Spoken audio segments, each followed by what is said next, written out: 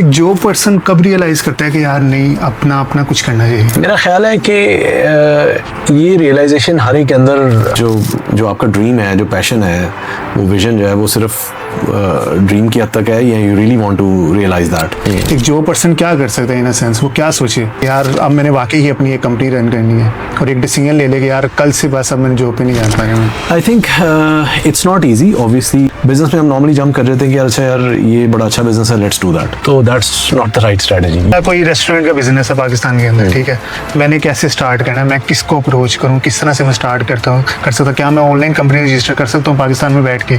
Yes. कि उसके लिए ज़रूरी है यहाँ पे आना, क्या इकामा होना ज़रूरी है? पाकिस्तान में एक मिथ है कि यार आपको सोलो ही कोई काम करना चाहिए अगर आपने कोई बिजनेस स्टार्ट करना है। पार्टनरशिप समहाउ चलती है, नहीं चलती। अगर थोड़ा सा बिजनेस ग्रो होना शुरू होता है तो एक पार्टनर कहता है नहीं नहीं ये मेरी वजह से होगा, तो दूसरा खड़ा होता है फिर। तो आपने इस चीज़ को कैसे मैनेज किया? आई थिंक कितना रेंज किया? About $1 million। ठीक है, तो वो कोई Saudi venture? Saudi. Asim Jamil, thank you so much coming to my podcast. Co-founder and CEO of Tracking. Thank you so much. Thank you very much. Thank you so much for your time. Can you please introduce yourself? मेरा नाम आसिम जमील है। मैं Saudi में almost 40+ year से इधर ही हूँ और by profession I am mechanical engineer UT Lahore से। ठीक है। और उसके बाद came after engineering came back over here, started my career with Gulf Oil, Shell, Abdul Latif Jameel, and then started my own business in close to 2011. Was into transportation business, logistics business mainly. We were into that. 2019 में we planned to get into the tech business. ठीक है। And we started a app के जिसके ऊपर हम ये चाह रहे थे कि logistics के अंदर हम Uberization for trucks जो है उसको create करें। वहाँ से हमने आइडिया स्टार्ट किया एंड देन लकीली उस वक्त गवर्नमेंट ने एक नई रेगुलेशन अनाउंस कर दी कि जिसमें जितनी भी जो कमर्शियल व्हीकल्स हैं that has to be GPS tracked. So we saw that as a good opportunity related to our business. वहाँ पे फिर हमने इसको पिवट कर दिया। We moved into the fleet management, GPS tracking systems, और there onwards it's been 6 years now in tracking industry, tracking IoT based industry, growing alhamdulillah year on year. Currently we are about 200+ staff in the company, operating in 12 different cities in Saudi.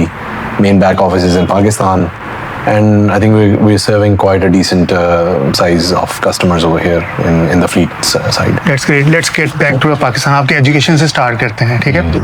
आपने mechanical engineering की और जो आपने काम किया अपनी life के अंदर, जो भी एक्सपीरियंस किया या आपने कंपनी रन किया, वो टोटली डिफरेंट। आप सेल्स में काम करते रहो, एज अकाउंटेंट काम करते हो, फिर अल्हम्दुलिल्लाह आप GM एज अ GM काम करते हैं। तो इन अ सेंस आप उस फील्ड में काम नहीं किया आपने, या तो आपके पास ये था कि यार मेरा स्किल सेट ये है, मेरा माइंड सेट ये है, मैंने इस चीज़ के अंदर ही काम करना है। ये आपके अंदर आपने कैसे फील किया कि यार मैंने मैकेनिकल इंजीनियर काम नहीं करना है एज अ सेल पर्सन, या मैंने अपना कुछ लॉन्च करना है in future? So I think mechanical engineering was more of like a good institute जो UT जहाँ से हमने किया, very good learning, confidence level, personality building. We learned a lot of things from that side. When I started over here, so the first job was the technical job, जिसमें I spent like 3 to 4 months. लेकिन then I realized कि यार tech is not my really core. And then I got an opportunity in a company called Gulf Oil. अब वहाँ पे जब the starting जो थी, it was a sales engineer position where I started. तो वो जो सेल्स में जब वो एंटर हुए, वो लगा कि नहीं यार this is something which is my core and I am a sales person, I am a business person. तो इसमें तो आई थिंक बस फिर वो उसके बाद उसी के अंदर एक्सेल किया, marketing, sales, opportunities in terms of operations and execution. तो एग्जीक्यूशन के जो है ना वो मेजर स्ट्रेंथ जो है वो लेते लेते फिर हम बिजनेस में मूव कर। एग्जीक्यूशन की एक्सपर्टीज आपकी ज़्यादातर लॉजिस्टिक के अंदर थी? नहीं, it was not, it was any business, turning around any business, ठीक है। तो वो like worked into different fields. When I was into oil field, फिर उसके बाद अब्दुल लतीफ जमील में जब मैं था तो इट वाज इलेक्ट्रॉनिक्स डिवीजन, फिर जब बिजनेस स्टार्ट किया इट वाज ऑयल डिस्ट्रीब्यूशन, फिर logistics. So it was like turning around any business which you know really has a potential and execute that in the right way. एक जो person कब realise करता है कि यार नहीं अपना अपना कुछ करना चाहिए? मेरा ख्याल है कि ये रियलाइजेशन हर एक के अंदर हर वक्त होती है. हाँ बिल्कुल. इट्स ऑल अबाउट कि कब वो उसको ओवरकम करता है और कहता है कि नहीं यार, now is the right time, I need to jump it, because you need the right risk taking, you know, a skill to just get on to it. अब वो फिर आपने देखना है कि वो जो आपका ड्रीम है, जो पैशन है, वो विजन जो है, वो सिर्फ ड्रीम की हद तक है या you really want to realise that. तो अगर if you want to realise that, then you have to take some certain risks and move on. लेकिन इस रिस्क में ना बड़े आपको ना सेक्रीफाइसेस करने पड़ते हैं इन अ सेंस. अगर आपके पास अपनी फैमिली है, ठीक है, अगर आप जॉब छोड़ते हैं तो सबसे यहाँ पे अगर गल्फ में आप रह रहे हो, सबसे ज़्यादा इफेक्ट उनके ऊपर पड़ता है, ठीक है. तो वो एक डिसीजन लेना, या तो आप माशाल्लाह अल्हम्दुलिल्लाह अगर बैकग्राउंड आपका अगर फैमिली बिजनेस से रिलेटेड है, फिर भी समझ में आता है एक जॉब पर्सन क्या कर सकता है इन अ सेंस. वो क्या सोचे कि यार अब मैंने वाकई ही अपनी एक कंपनी रन करनी है, और एक डिसीजन ले ले कि यार कल से बस अब मैंने जॉब पे नहीं जाना. तो वो आप क्या बताएंगे इस बारे में? आई think it's not easy obviously. I think जब मैंने जॉब से बिजनेस में शिफ्ट किया था तो I think 2 to 3 years back and fourth काफ़ी वो सेटबैक्स आते थे कि यार वापस जॉब में चला जाऊँ यार, पता नहीं है बिजनेस जो है वो चलेगा नहीं चलेगा, काफ़ी सेटबैक, यू नो, बिकॉज हमारी वो एंटरप्रेन्योरियल वो उस तरह की लर्निंग, उस तरह की ग्रूमिंग नहीं हुई होती. And I haven't come from a business background, और I haven't come from very well off structure जहाँ पर मैं इसमें कहूँ कि यार नहीं यार मेरे पास बैकिंग बड़ी थी. तो from a very bare minimum setup जो है उसको स्टार्ट किया और उसको लेके चले. एक चीज़ जो है ना, वो एक सर्टन लेवल के बाद जब आप बिजनेस में चले जाते हैं ना, आप जंप कर लेते हैं, तो एक सर्टन लेवल के बाद फिर it is very difficult to get back to the job as well. ठीक है, कि अगर आपने वो मज़ा ले लिया और आपको समझ आ गई कि आपने कहा कि ठीक है, it's something which I am passionate about, कि यार जिसमें मैं every day I am, you know, getting up and doing something different, and then you get the opportunity कि जिसमें आप जॉब्स क्रिएट कर रहे हैं, ठीक है, and then that starts expanding it up. तो वो फिर एक different taste of you know your passion जो है वो क्रिएट होना शुरू हो जाता है. Again coming back to jumping from a job to a business, it's not an easy decision. It's still it requires lot of courage to really move into that. Normally what I recommend is that कि यार आप पहले अपना पूरा plan बना लें, उसके मुताबिक पूरा सेट कर लें. बिजनेस में हम नॉर्मली जंप कर रहे थे कि यार अच्छा यार ये बड़ा अच्छा बिजनेस है, लेट्स डू दैट. तो that's not the right strategy. You need to really work on that, you need to study on that, you need to do the right research on that, उसकी proper business planning करें, forecasting करें, उसकी preparation करें. आपको बहुत सारी चीज़ें जो हैं बिजनेस की actual execution से पहले प्री एग्जीक्यूशन बहुत सारी स्टेजेस हैं, उसके लिए आपको जॉब छोड़ने की ज़रूरत नहीं है.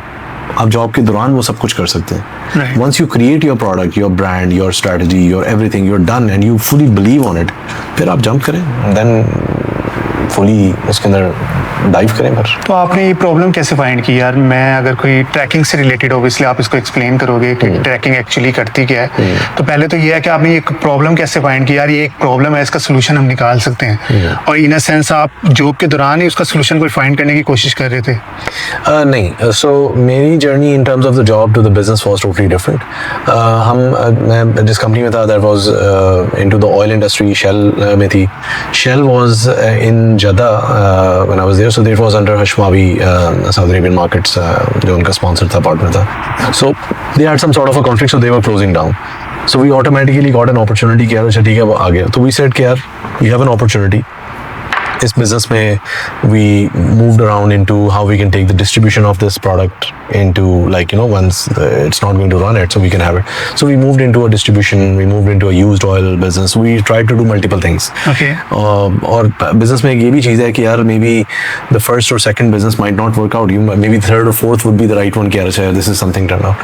So we did like multiple trials and 2-3 different ideas, and then we finally, you know, got a click on the logistics distribution side, so we went into that. Coming to the tracking side, this was something यार चूँकि मैं already 7-8 साल से logistics business में था. I was running that. I knew the core pain points of the drivers of the logistics, कि इनके challenges क्या हैं, ये किस तरह operationally कितने difficult है. तो वहाँ पर हमने फिर उसको कनेक्ट करने की कोशिश की कि यार हम कैसे कस्टमर को, ड्राइवर को जो है एक प्लेटफॉर्म के थ्रू कनेक्ट करवाएं। तो वो जब हमने कनेक्ट किया, उसमें फिर फर्दर चैलेंजेस आए कि ड्राइवर की लोकेशन, अवेलेबिलिटी, सेफ्टी, एक्सीडेंट्स, ये वो चीज़ें। So luckily as a said कि यार उस वक्त गवर्नमेंट ने एक इनिशिएटिव ले लिया। So we were lucky enough कि it was the right time, that was the opportunity, we jumped into it and that automatically started completing all the puzzles into the right place, and then we moved on कि अच्छा ठीक है, अब we are providing driver safety, driver behavior, location, movement, predictive analysis, so it's like different things which if I am a business owner for the logistics, I know कि यार क्या क्या pen points, अब वो मैं सारे पेन पॉइंट्स जो है उनको एड्रेस करके दे रहा हूँ कि यार आई नो कि मुझे आप पता है आपका क्या प्रॉब्लम है, ये सॉल्व करता है, इससे आप जो है ना अपनी चीज़ों को बेहतर कर सकते हैं। आपने कैसे रियलाइज़ किया यार मैं अब एक स्टार्टअप लॉन्च करता हूँ, ठीक है, आप कोई टेक गाय तो है नहीं क्योंकि आपके प्रोडक्ट SaaS बेस ही है ना सर, ठीक है, IoT से रिलेटेड है जिसके अंदर प्रॉपर जो डिवाइस आप इंस्टॉल करते हो इनटू द जो भी है व्हीकल्स वगैरह उसके अंदर, तो उसके बारे में थोड़ा सा बताएं, उस प्रॉब्लम को आपने कैसे फेस किया और फिर उसके बाद और प्रॉब्लम तो आपको पता चल गया, अब उसका सोल्यूशन कैसे आपने निकाला कि यार GPS IoT से रिलेटेड अब इसके बारे में मैंने खुद रिसर्च करनी है, आपने बंदे हायर करना शुरू कर दिए कि यार इस तरह की प्रॉब्लम है, ये हमने सोल्यूशन निकालना है, तो उसके बारे में थोड़ा सा एक्सप्लेन करें। आई थिंक एक चीज़ बिजनेस के अंदर और किसी भी सक्सेस के अंदर इट इज़ इम्पोर्टेंट कि यार आप जब कर रहे हैं तो you need to be very clear that you cannot do it alone. It's very very difficult. So I think I was lucky enough that I had the right team structure. Okay. My founding partners with me, Umar Malik hai, Salman Ikram hai, and others like they were in the early stages. Iske andar I went on and I started taking the right team with me on board. So they had their own expertise. So I was onto the business side, one was onto the operation side, one was into the technical side. So that's how we started building the right structure into the place. तो वो एक team I think helped us a lot. Alhamdulillah, we took a lot of risks. I remember there were days where we said कि हो ही नहीं सकता, and then we did it and we were like wow, that's we have done it. So it's like something from an impossible to an possible. We have done that. So I think team structure was very important. Technically, yes, getting the right tech partner is also very important. So I think from that perspective, we had a journey a bit up and down, especially in the tech side and the technology side. But finally, like I'm an advisor in a couple of startups from the technology side as well. So like now we have learned the hard way. तो अब हम technology को बहुत अच्छी तरह सीख गए हैं, समझ गए हैं, और आजकल तो वैसे ही चीज़ें बड़ी डिफरेंट हो गई हैं. So like things are very easy. You can search around and you can see around कि यार क्या चीज़ चल रही है और किस तरह आपने उसको अपडेट करना है. आपने तकरीबन 5 साल पहले ये कंपनी स्टार्ट की, ठीक है, उसको मैं अगर कंपेयर करता हूँ आज के ईयर से, अब यानी कि कंपनी यहाँ पे स्टार्ट करना काफ़ी इजी है, इवन कि आपको इन्वेस्टर भी मिल जाते हैं. अगर 5 साल पहले जाते हैं वो बहुत डिफिकल्ट होता है और बंदे के माइंड में यही होता है कि आपको सऊदी पार्टनर ढूंढना होता है. थोड़ा सा एक्सप्लेन करें बिजनेस पर्सपेक्टिव से. Definitely, this was one of biggest challenge at my end as well when we started off. और हमारे साथ सऊदी पार्टनर भी हैं, तो हमने उस वक्त जो है हमने उनके साथ ही हमने स्टार्ट किया, और हमें जब तक मीसा लाइसेंस और ये इस पूरे प्रोसेस को हमने पहुँचे, उस वक्त तक हमें कोई 1-2 साल लग गए थे इस पूरे चीज़ को 100% कंप्लीट करने में. But luckily as I said we had the right team, we had the right partner, so we were moving forward in the right direction and then we got it. तो फिर हमने उसको प्रॉपर्ली रीस्ट्रक्चर किया. अच्छा, currently without Saudi partner भी आप company register करवा सकते हैं, राइट? यस. अच्छा, दोनों में डिफरेंस बताएं, विदाउट सऊदी और सऊदी के साथ कितना वैल्यूएबल है आपके लिए, कंपनी के लिए कितना वैल्यूएबल है? I think it's not any more important with Saudi or without Saudi. It's important is the right team which you need to build in. And I think when you're working into a country where it's a Saudi country, if you have the right Saudi partner, it really helps you to open certain doors, like get into certain areas where you think you are not yet up to the mark, or you need some help on that side. So that really helps you. ठीक है, it's not about के उसके साथ करना या उसके नाम पे करना या वो, that's no more the case. So you should have the right licence with you for the MISA से आपको लेना चाहिए, और आपको राइट टर्म्स पे राइट पार्टनरशिप्स करनी चाहिए. राइट. क्या सऊदी पार्टनर ने आपको इतनी हेल्प की है कि मार्केटिंग में, इन अ सेंस ऑब्वियसली आप जानते हो यहाँ पे लैंग्वेज बैरियर तो है, और दूसरा ट्रस्ट इशू भी है, और तीसरा ऑब्वियसली उस तरह से चीज़ें एज अ कल्चर वाइज आप उन चीज़ों को नहीं जानते जितना एक सऊदी जानता है, ठीक है. तो उस चीज़ों में तो ऑब्वियसली आपको समहाउ हेल्प हुई होगी, या इन अ सेंस आपने कुछ अरेबिक स्पीकिंग आए, हो सकता है कि वो इजिप्शियन हो, जॉर्डेनियन हो, या अदर या सुडानी गए हो, जिनको आपने मार्केटिंग के लिए रखा हो कि वो जाके मार्केटिंग करें आपके प्रोडक्ट के लिए, तो वो कितना वैल्यूएबल है? हमने राइट मिक्स ऑफ नेशनलिटीज हमने रखी हुई है. We are in a country where it's a mix of cultures and nationalities. तो हमारे I think we have multiple nationalities. We have Saudis, we have Egyptians, we have Syrians, we have Indians, we have Filipinos, we have lot of nationalities mixed. We have kept it, and I think that's important, especially in certain areas. You need the Arabic phase to be there, right. Because of the overall environment where you need to be. So we have a mix of those things. That really helps. ठीक है. Company hierarchy आपकी क्या है current? आप किस तरह से एक CEO है, देन CTO है, इन अ सेंस आप थोड़ा सा एक्सप्लेन करें, और किस तरह से आपने अपनी एक टीम बिल्ड की है यहाँ पे. और आपने अभी बताया कि आप काफ़ी एम्प्लॉयज़ मूव बैक, यानी कि अपना सेटअप ही तक मूव बैक ले गए हो पाकिस्तान में, ठीक है. वहाँ पे जाके आपने प्रॉपर वे में इनॉग्रेशन किया 2 मंथ्स पहले, अल्हम्दुलिल्लाह. तो आपने कहा तकरीबन 200 प्लस आपके एम्प्लॉयज़ हैं. तो इन अ सेंस आप थोड़ा सा हायरार्की बताएं, आपको क्यों फील हुआ? क्योंकि आजकल तो डाउन साइजिंग चल रही है कंपनीज के अंदर. आप इनॉग्रेट कर रहे हो, आप एक पूरा सेटअप लॉन्च कर रहे हो पाकिस्तान के अंदर, तो वो थोड़ा सा एक्सप्लेन करें. Basically I think Saudi market is on a growth stage, ठीक है. और हम जिस बिजनेस में हैं, लॉजिस्टिक्स में और टेक्नोलॉजी में, this both are on growing on this side. And luckily we are partners with certain telcos. We have certain strategic accounts where they want to do more into the technology side. So we're growing alhamdulillah on that stage. जो हमारा पाकिस्तान में setup है, that's more of a back office engineering on that side. So in terms of the hierarchy, so I lead the company as a CEO. Then नीचे मेरे जो है मेरे CTO हैं, CCO हैं, जो commercial officer हैं, CFO हैं, CEO हैं, chief growth officer हैं. So that's the next layer which comes in. And then फिर उसके नीचे teams हैं, department managers हैं, and then it's a full structure which we have it in our 12-13 offices across. Right. अच्छा, मैं actually आपसे मिला था, अगर आपको याद हो, एक इवेंट ऑर्गेनाइज किया गया था आप लोगों की तरफ से. तो इवेंट काफ़ी अच्छा था. उधर कासिम अली शाह वहाँ एक स्पीच देने के लिए आए हुए थे. तो वहाँ पे मैंने नाम सुना था आपकी कंपनी का, ट्रैकिंग. देन मैंने आपको अप्रोच किया लिंक्डइन पे. Then we are doing a podcast right now. So what do you think, आप यूथ के लिए क्या वैल्यू ऐड कर रहे हो इन अ सेंस? ऑब्वियसली आपने एक, मेरा ख्याल आप वहाँ के मेंबर हैं जो आपने इवेंट, क्या नाम है इवेंट का, वो मुझे एक्सप्लेन कर दें. आप क्या वैल्यू ऐड कर रहे हैं यूईटीज यूथ के लिए, वो थोड़ा सा एक्सप्लेन कर दें. और जो आप हायरिंग करते हो वो खास तौर पे पाकिस्तान से करते हैं, ठीक है, वो क्या क्राइटेरिया है? क्या आप चीज़ें पिक करते हो एक टैलेंट के अंदर कि यार ये बंदा परफेक्ट है फॉर माई कंपनी? सही. So I think multiple questions. So वो जो इवेंट था that was the UET alumni event. So मैं यूईटी एलुमनाई जो ऑर्गेनाइजेशन है उसका मैं वाइस प्रेसिडेंट हूँ. हमने लास्ट ईयर उसको फॉर्मली हमने यूईटी के साथ हमने उसको फॉर्मलाइज किया था. एंड देन वी सेड कि यार इसको हम यहाँ पे लॉन्च करते हैं. सो हमारा प्लान था कि यार when we launch it, so we had contacts with Qasim Ali Shah, and then we said कि यार fine, will coordinate with him. He was planning to come in over here, so he is also UETian. So we said कि यार let's call him and let's have that. So objective was कि if we can add any value through certain personalities जो अपना experience share कर सकें, तो let's do that. So UET की जो alumni overall हमारी इधर है, उसमें हम it's a big alumni over here in Saudi. Even जो हमारे ambassador साहब हैं, he's from UET, so he was also there in the event.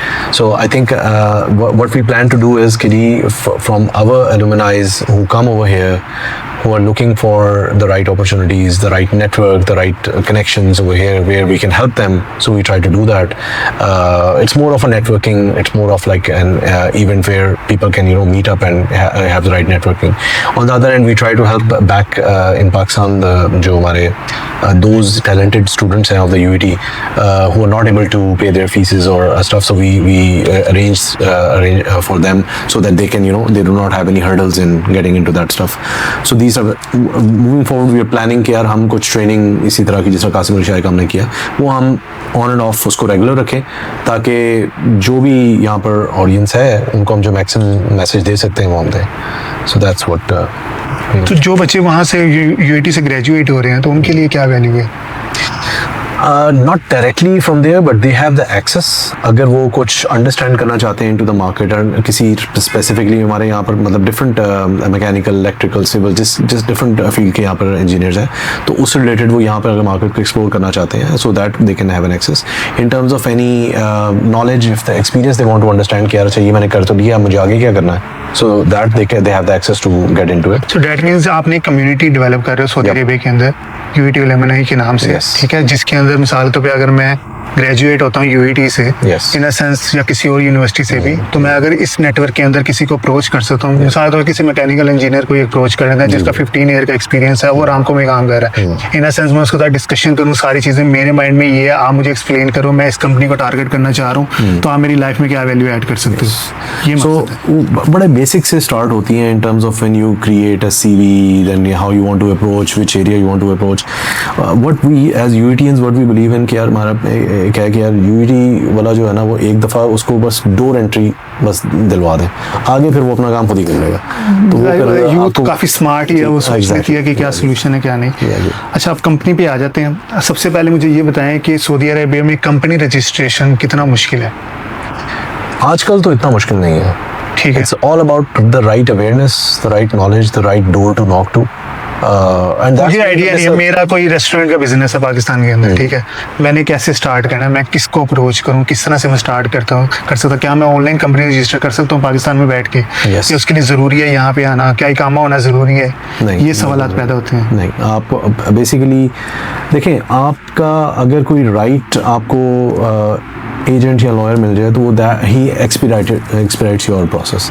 लेकिन अगर आप खुद मिनिस्ट्री ऑफ इन्वेस्टमेंट की वेबसाइट पे अगर आप जाएं तो it's very simple process now, you just need to fill the form, ठीक है, जिसको 5-7 मिनट लगेंगे वो फॉर्म फिल करने में, and you just apply it, ठीक है। अगर आपने उनके रिक्वायरमेंट्स प्रोसेस पूरे किए हुए हैं, आपकी कंपनी होनी चाहिए बाहर जिसकी जो है 3 साल के ऑडिटेड अकाउंट्स होने चाहिए, उसका रेवेन्यू होना चाहिए, वो आप वहाँ पर फिल करें, with in few days you will get an approval, yes और no. If it's a no, you need to approach them कि what's the reason, what's missing. अगर वो yes है तो you're done, you just need to apply. कितनी cost आ जाती है इन a sense, कोई आइडिया आपको? I think 25-30,000 रियाल्स में आपको हो जाना चाहिए। क्या एनुअली मुझे पे करना पड़ेगा ये एक अमाउंट सर्टेनली मुझे देनी पड़ेगी? बेसिकली पहले साल जो है आपका होता है तकरीबन कोई 10,000 रियाल्स पहले साल है, उसके बाद 60,000 रियाल्स है, लेकिन अभी रिसेंटली इन्होंने जो है उसको वेव ऑफ किया हुआ है, so there is no fees, ठीक है। सो इट्स लाइक 2,000 रियाल की कोई फीस है जो आपको शायद पे करनी है, so there is no major fees at this point in time. So I think उन्होंने कुछ पीरियड के लिए इसको अभी फैसिलिटी दी हुई है कि यार maximum investors who want to come in they are willing, they should be coming in. जी, यहाँ पे कोई मैंडेटरी है गवर्नमेंट की तरफ से कि यार आपने सऊदी एम्प्लॉइज इतने रखने, कोई रेशियो? यस, वो हर कैटेगरी की अपनी रेशियो है, ठीक है। सो उसके मुताबिक वो फिर लेट्स से आपकी कैटेगरी जो आप फ्लीट यानी कि मैनेजमेंट को लॉजिस्टिक्स से रिलेटेड है, तो इसमें क्या? सो इसमें हमने बेसिकली लॉजिस्टिक्स में अगर आप आते हैं उसके अंदर 16-18% के करीब है साउथाइजेशन। अगर आप आईटी के अंदर आते हैं तो वो तकरीबन 50% के करीब है। So it's like different categories की रेशियोज हैं जिसके अंदर आप जो है ना फॉल करना पड़ता है और आपके फिर मैनेज करनी पड़ती हैं अपनी चीज़ें। तो आप एज अ इन्वेस्टर भी हैं, तो इन अ सेंस आप किस तरह के बिजनेसेस को यहाँ पे देख रहे हैं जो कि ग्रो कर सकते हैं, या आपको लगता है यार ये यहाँ पे कुछ लूप होल है जिसको भरा जा सकता है, ठीक है, इन अ सेंस अगर कोई पाकिस्तान में कंपनी रन कर रहा है तो वो यहाँ पे आके उसको स्टार्ट करे आईटी के अलावा? हाँ, मैं उसी पे आने लगा था कि आईटी तो बाय डिफ़ॉल्ट है, ठीक है। इसके अलावा यहाँ पे ऑलमोस्ट आप किसी भी सेक्टर को आप टच करें ना, वो एक ग्रोथ मूविंग पे ही है। आप construction is on the good side, real estate is like you know coming up and they have opened it for the foreign investors as well, तो दैट्स एन एरिया। यहाँ पे ये based on the new leadership and the vision, हर चीज़ के अंदर ना ये कोई ना कोई एक अपॉर्चुनिटी क्रिएट कर रहे हैं, ठीक है। फॉर एग्जांपल अगर रियल स्टेट है तो they have put a tax on it कि यार अगर आपने इसको कंस्ट्रक्ट नहीं किया तो आपके ऊपर टैक्स पड़ जाएगा, तो it means everyone is going to do and do the construction, तो वो हलचल मची हुई है हर तरफ। There are giga projects which are coming in, ठीक है। वो हर प्रोजेक्ट के अंदर कोई ना कोई आपको अपॉर्चुनिटी आपकी निकल रही है, हेल्थ सेक्टर में निकल रही है, कंस्ट्रक्शन में निकल रही है, एआई में निकल रही है, you know it's like you touch any business. Consulting में यहाँ पर जो है ना, ऑल्दो कि consulting business overall is going down, but over here it's like still people want कि यार नहीं यार, why? Because they want to digitally transform, they want to automate, they want to get into the new markets and see what's going on. So I think every major sectors are. So what are the benefits to establish a company here in Saudi Arabia? कुछ benefits होते हैं tax से related, नहीं उसको आप side पे करते हैं। वैसे बाय द वे टैक्स है आपके ऊपर, वैट वगैरह कोई इस तरह का कोई सिनेरियो है ज़ात का की तरफ से कोई? जी वो regulations? टैक्स आपका 20% टैक्स होता है ऑन योर एनुअल इनकम। ठीक है, इन अ सेंस जो प्रॉफिट होता है उसमें से निकलता है या टोटल जो नेट प्रॉफिट होता है उसमें से आपका 20% आपने गवर्नमेंट को पे करना होता है, which is huge, but you have to pay. That's the cost of doing business. लेकिन इन अ सेंस आप दूसरे वे में अगर देखो शायद आपकी कॉस्ट कहीं से बच रही हो। डेफिनेटली आप एक अगर लेट्स से मार्केट को ना कंपेयर करते हैं यूएस से, ठीक है, या यूरोप वाली साइड से, तो शायद आपको थोड़ा सा आइडिया हो, तो आप कंपैरिजन करके बता दो। मिसाल के तौर पे मैं तो जॉब वाला बंदा हूँ, तो मुझे पता है कि यार मेरी जितनी सैलरी है वो डिपॉजिट होगी मेरे अकाउंट के अंदर, ऐसे नहीं होगा कि टैक्स वगैरह के थ्रू कट जाए कुछ, ठीक है। लेकिन सऊदी अरेबिया में ऐसा नहीं है। हाँ वैट है 15%, वो भी अभी ही स्टार्ट हुआ है, तकरीबन 4-5 साल के अंदर, उससे पहले नहीं था। तो अब आप अगर मैं कंपनी को रजिस्टर करता हूँ यहाँ पे सऊदी अरेबिया के अंदर और मैं करता हूँ यूरोप के अंदर, वो थोड़ा सा कंपैरिजन बताएं कि इन अ सेंस क्या वैल्यूएबल आपके लिए है। देखिए हर मार्केट के अपने डायनामिक्स है, ठीक है। इट्स नॉट इम्पोर्टेंट कि इधर रजिस्टर करो या उधर, आपको ये देखना है कि आपका बिजनेस क्या है और उस बिजनेस की लोकल मार्केट जिसमें आप आना चाह रहे हैं उसकी अपॉर्चुनिटी क्या है। ठीक है। आजकल registration of the companies is not so important और हर्डल जिसके ऊपर आप कहें कि यार मैं इधर करूँ या उधर करूँ। द मोर इम्पोर्टेंट इज कि what is the market opportunity, जब मैं आ जाऊँगा तो मैं उसके बाद क्या करूँगा। तो ये एक चीज़ बड़ी इंपॉर्टेंट है कि यार किसी भी दूसरी मार्केट में जब आप जाते हैं, चाहे वो यूएस हो, चाहे वो सऊदी हो या कहीं पे भी हो, you need to be mentally ready कि it's not bed of roses. ठीक है, ये नहीं है कि ये मार्केट ग्रो कर रही है तो आप आएंगे तो आपको बिजनेस हर तरफ बिजनेस ही बिजनेस मिलेगा। You need to go through the same cycle, ठीक है। और फिर आप एक नए हैं तो आपको उसी साइकिल से गुजरना है, एक सेल्स साइकिल से गुजरना है, आपको डोर टू डोर जाना है, आपको मेक श्योर करना है आपकी नेटवर्किंग ठीक हो, तो that is more important. Coming on to the registration side, definitely doing business in US or Canada may be easier because they promote a lot of things in terms of the financing, in terms of the business opportunities, in terms of lending and all that. Here it's not that easy. But अब तो start हो चुका होगा ना? But still not that easy. You need to build a history, you need to reach to a certain point. 3 साल के आपके proper business accounts होने चाहिए, audited accounts होने चाहिए, and reputed आपकी proper. Then you get into that level of leveraging. ठीक है। जो IoT डिवाइसेस हैं वो एक्चुअली पाकिस्तान में मेड होती हैं या चाइना से आप इंपोर्ट करते हैं, और उसको आप किस तरह से कनेक्ट कर रहे हो अपने सिस्टम के साथ? सो बेसिकली ये डिवाइसेस जो हैं, ये हार्डवेयर जो कि डिफरेंट वेंडर्स के साथ हमारे पार्टनरशिप्स हैं, चाइनीज़ भी हैं, लिथुआनिया भी हैं, ठीक है, यूरोप कंपनीज भी हैं। So based on the customer requirement और use case we import that. So we have a finish product which we take it, and then we have a manufacturing facility also over here which is in Sudair में हमारा manufacturing facility है जहाँ पर हम इसको local assemble करते हैं। ठीक है, तो local assembly भी है, तो इससे हम Saudi made product भी बनाते हैं। ठीक है, so that's is it mandatory कि नहीं, it's not mandatory but you get the benefits। Like किस तरह के बेनिफिट्स? सो लेट्स सपोज कुछ गवर्नमेंट टेंडर्स हैं जहाँ पर उन्होंने मैंडेटरी किया होता है कि यार आपके पास अपॉर्चुनिटी होती है कि अगर आप प्रोडक्ट कोई आप सऊदी मेड बना रहे हैं तो आप गवर्नमेंट के लोकल कंटेंट के पोर्टल में आप जाके उसको मैंडेटरी करवा सकते हैं। ठीक है कि यार ये मैंने प्रोडक्ट मैंने कराया, तो अगर आपके कोई गवर्नमेंट के ऐसे मेजर टेंडर्स हैं जिसके अंदर हमें प्रेफरेंस दी जाए, हमें उसके कुछ बेनिफिट दी जाए, फिर अगर यहाँ की प्रोडक्ट अगर आप सऊदी मेड है तो आप उसको एक्सपोर्ट करते हैं तो आपको उसको फिर अलग बेनिफिट्स आपको मिल रहे होते हैं। ठीक है, those are multiple things which customer grab करना कितना मुश्किल था आपके लिए अपनी प्रोडक्ट के लिए? मुश्किल था, ये मुश्किल नॉर्मली मुश्किल है, पता नहीं, आप ही बताएं। देखिए कस्टमर ग्रैब करना सऊदी में it's not easy, it's very difficult, especially if you're coming as new. So you need to know your right audience, you need to make sure that you have the right reference or like the right product which you can pitch it right, and there is a need as well. हमारे लिए relatively थोड़ा सा easy था because there was a regulation and we were the first ones to qualify that. तो वो सबको पता था, मिनिस्ट्री में हमारा नाम था, सबको पता था कि यार ये कंपनी इन्हीं से करवाना है, तो we were lucky enough कि यार we were in that. But now the competition is increasing, तो definitely we need to go extra mile to make sure कि यार we are able to sell it right and retain the customers. तो आपकी company कुछ government entities से भी certified है, is it mandatory company के लिए? क्या उसकी वैल्यू उस तरह से बढ़ती है यस सो बेसिकली जैसा मैंने कहा ना कि हम एक रेगुलेटेड प्रोडक्ट है राइट। तो अगर हमारे पास वो सर्टिफिकेशन नहीं होगी तो हम वो प्रोडक्ट सेल ही नहीं कर सकते। किस तरह के कस्टमर हैं आपके?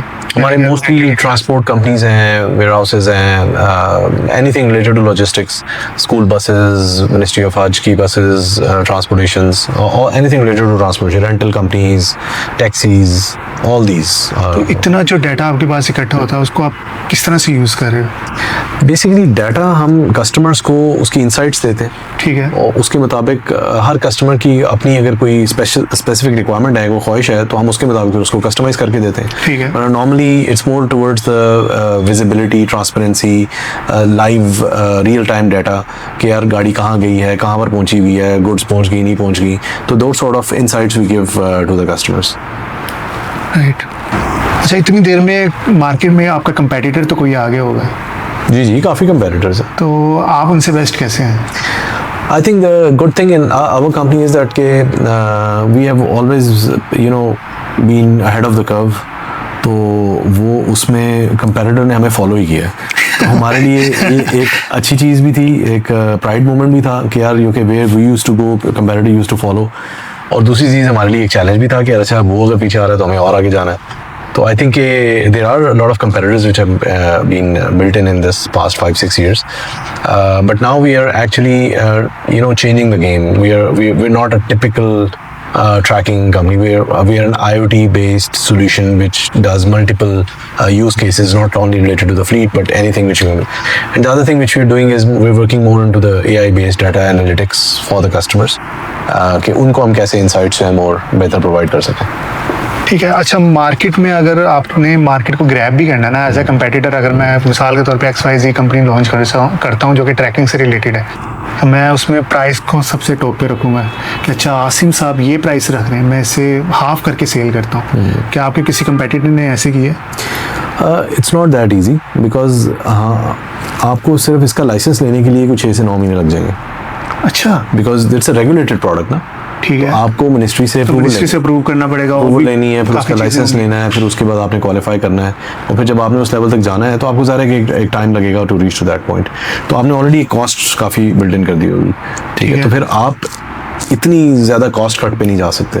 ठीक है।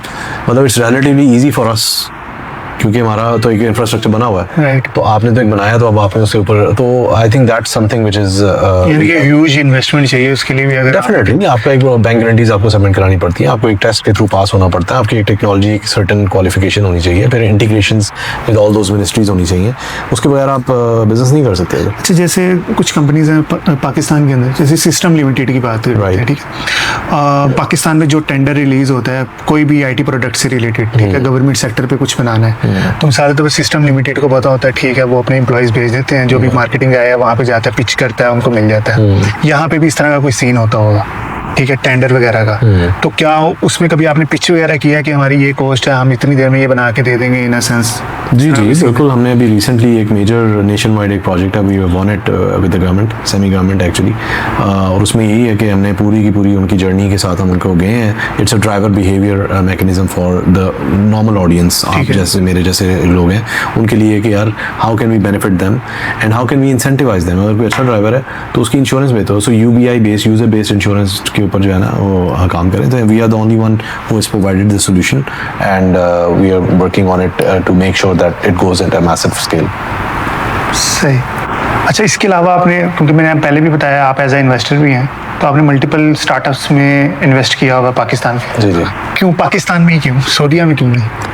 Pakistan is like the homeland, so obviously that's like नहीं, एक इन्वेस्टर ये कभी नहीं सोचता कि चलो यार पाकिस्तान में। I think नहीं, मेरे हमेशा से रही कि यार how to promote the Pakistani startups or entrepreneurs more, and there are multiple other reasons as well. Obviously, like we can invest a small ticket size into something which can generate much better returns. ठीक है। Over here, obviously, the ticket size cannot be the same. So वहाँ पर it's easy to get into that seed level or an idea level.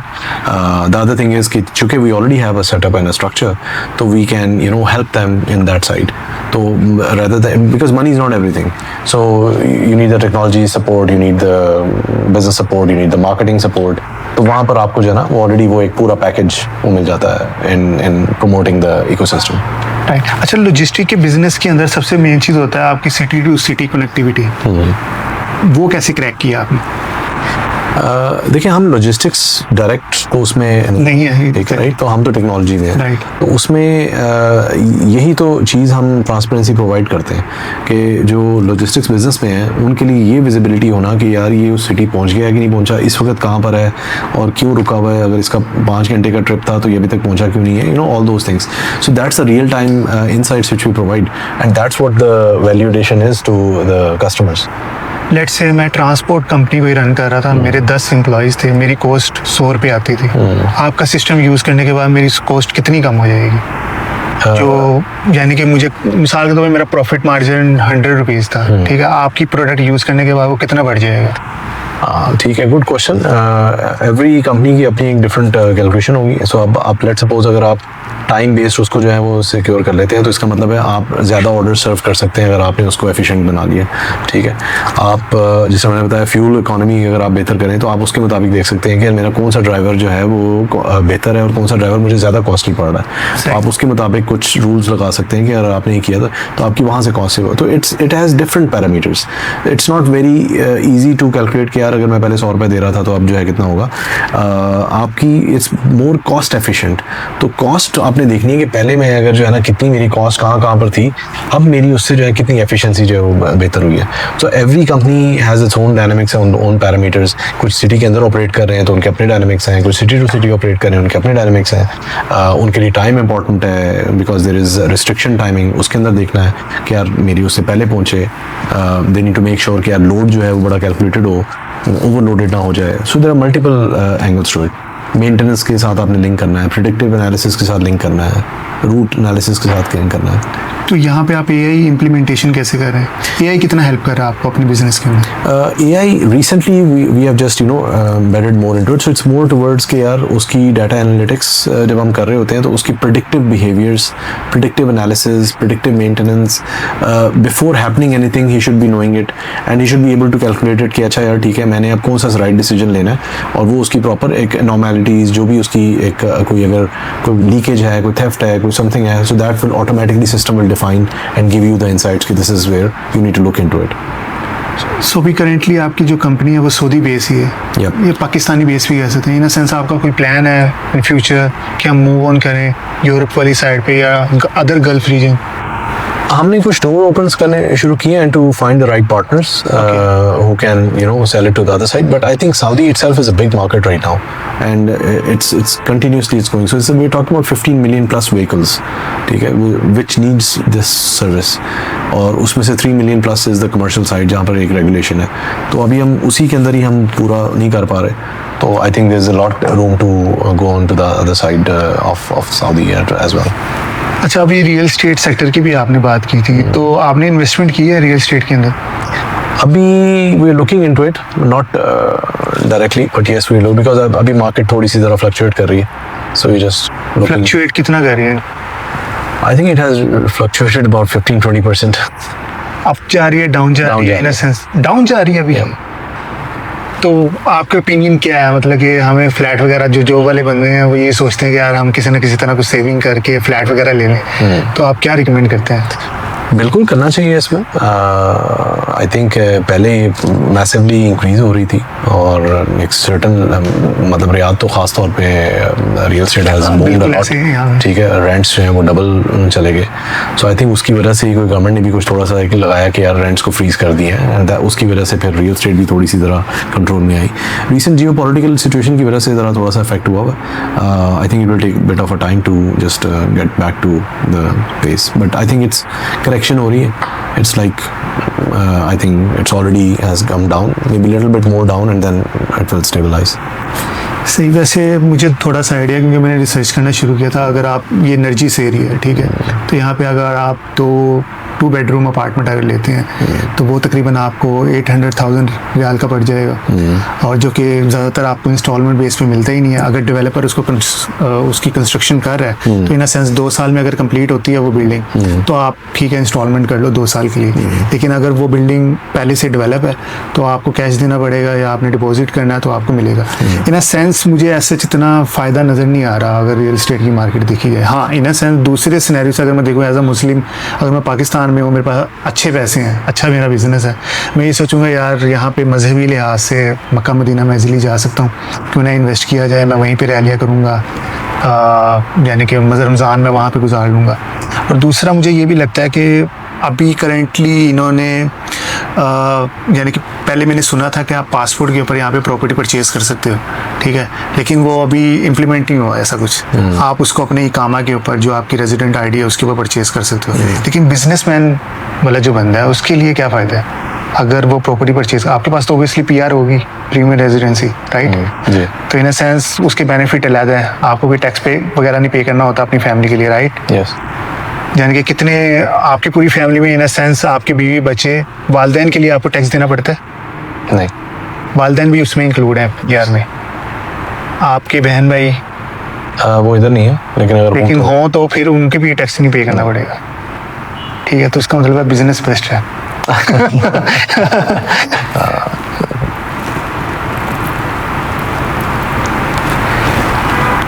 अच्छा, जो यहाँ Saudi Arabia के अंदर जो एक्सपेक्ट्स हैं उनको क्या अपनी लाइफ के अंदर चेंज करना चाहिए? क्योंकि उनको एक अपॉर्चुनिटी मिली है सऊदी अरेबिया आने की, चाहे वो जॉब कर रहे हैं या बिजनेस कर रहे हैं कोई छोटा मोटा, तो उनको क्या करना चाहिए एक्स्ट्रा कि यार एक अच्छा बिजनेस डेवलप कर सकें? आई थिंक सबसे पहले तो उनको अपने स्किल्स के ऊपर थोड़ा सा काम करना चाहिए, ठीक है? There is a lot which के एक हमें overall business, overall conditions, everything is changing and changing very rapidly, very fast. तो उसके अंदर ये है कि we can not be in to the old mind sets and the traditional convention whatever we have been doing और so the world is changing, तो we need to invest in our self first to make sure जो current अभी हम पहले काम कर रहे हैं ना उसको हम जो है मोर एफिशिएंट कर लें और उसका मोर ऑटोमेट कर लें। वो जब आप करेंगे तो आपके पास पहले तो वहीं पर ही काफ़ी टाइम जो है वो आपके पास सेव हो जाएगा, ठीक है, ताकि you can think something else and then once you have that तो इट मीन्स कि यू विल अंडरस्टैंड कि जब हम ये सुनते हैं कि जी वो वन मैन जो है ना वो स्टार्टअप बिलियनियर बन गया, तो यू विल अंडरस्टैंड कि यार lot of things can be done by my self. अभी तक जो मेजॉरिटी मेरी जब डिस्कशंस होती है विद लॉट ऑफ पीपल, तो दे आर थिंकिंग यार वो पैसे चाहिए बिजनेस के लिए, या हमें जो है ना वो टीम बहुत ज़्यादा बड़ी बनानी पड़ेगी, ये करना पड़ेगा, IT कौन करेगा, डिज़ाइन कौन करेगा। सो if you go into the details of the AI, how it has done easy, so you can do all of the things yourself. I know a couple of people जो कि non-tech background से हैं and they have developed an app themselves and doing the social media marketing and execution of that themselves as a single person. तो I think कि उसके ऊपर ज़्यादा हमें इस वक्त इन्वेस्ट करना चाहिए before investing something tangibly into the market or the business. Right. In the starting you have told me about the thing that is the partnership. Okay, you have some partners into your company. तो उसके बारे में थोड़ा सा explain करें, क्योंकि पाकिस्तान में एक मिथ है कि यार आपको सोलो ही कोई काम करना चाहिए अगर आपने कोई बिजनेस स्टार्ट करना है।